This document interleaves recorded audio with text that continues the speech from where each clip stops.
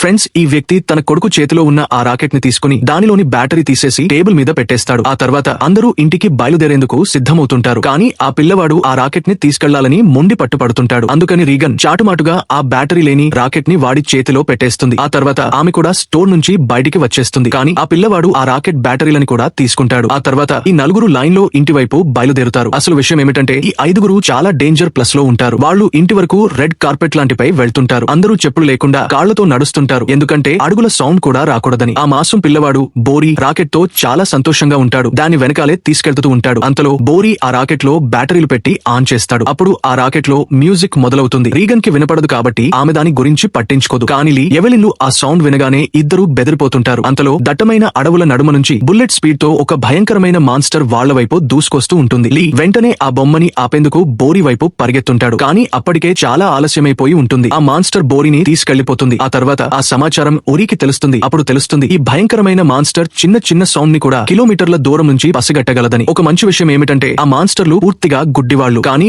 వాటి వినికిడి శక్తి చాలా పవర్ఫుల్ గా ఉంటుంది. గాలిలో చిన్న వైబ్రేషన్ లేదా గట్టిగా ఊపిరి తీసుకున్న ఆ సౌండ్ ని కూడా పసిగట్టేస్తుంది. కానీ పొరపాటున ఏ మనిషి సౌండ్ వినిపించిన ఈ మాన్స్టర్ పవర్ స్పీడ్ లో దూసుకొచ్చి చంపేస్తుంది. కానీ మాన్స్టర్ పై ఉన్న తోలు బుల్లెట్ తో కాల్చినా కూడా దానికి ఏమీ అవ్వదు. రక్షణ కవచం చాలా పవర్ఫుల్ గా ఉంటుంది. ఫ్రెండ్స్, నెక్స్ట్ ఏం జరిగిందో తెలుసుకోవాలనుకుంటే కామెంట్ చేసి చెప్పండి.